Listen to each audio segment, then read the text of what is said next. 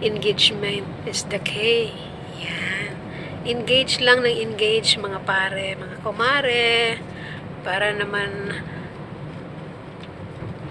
makikita ni Lolo Mitch na active tayo. Alam niyo ba na hindi lang ako nakapag-interact ng isang araw, naging pula yung interaction ko. So, kailangan talaga na magparamdam tayo sa bahay ni Lolo pag kahit may ginagawa tayo, pero kailangan talagang sagutin natin yung mga nagko-comment sa bahay natin. Kasi alam niyo na ng mga kumare, mga kumpare, medyo na busy lang yung kumare niyo ngayon. Kaya hindi ako masyadong makikita doon sa bahay ko. Pero huwag kayong mag-alala kasi pansamantala lang to. Alam niyo naman, ito talaga ang buhay natin. So, kailangan natin na makisalamuha sa mga kapwa po natin. So, ngayon, hindi ako lagi na makareply. But huwag kayong mag-alala ha, kasi pag gabi, bibisitahin ko mga bahay niyo at kailangan ko talagang titingnan ko yung bahay-bahay niyo kasi kagabi,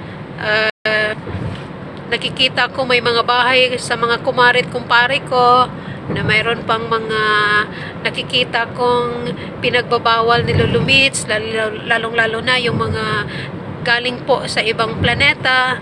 Kaya tanggalin nyo na yun kasi baguhan pa. May mga nakikita ako mga bahay na okay.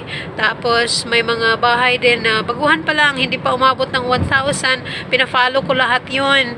So, kailangan talaga tulungan yung mga baguhan. Huwag kayong mag-alala sa mga nakapasok sa bahay ko, sa mga nag-iwan ng bakas. Huwag kayong mag-alala dahil bibisitahin ko yung mga bahay niyo at mag-iwan din ako ng bakas. So, tulungan lang tayo mga kaibigan. Ang palaala ko lang sa inyo, huwag kayong mawalan ng pag-asa. Sa ngayon po, palapit yung ano ko, papalapit na yung parang maging okay na, pero kailangan ko mga tulong-tulong kasi hindi ko pa unlock yung 6,000 minutes views. So, alam niyo na.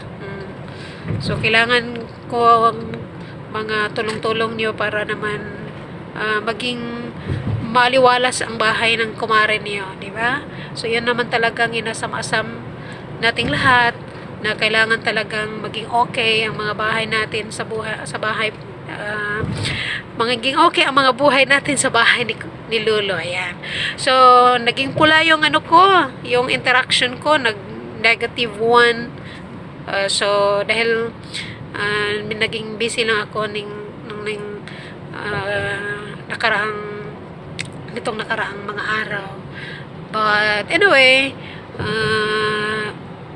ito, ginawa ko to habang nasa daan. So, yun lang. Sana maintindihan niyo mga kumare at kumpare at tulungan tayo para maging okay lahat. So, bye muna everyone.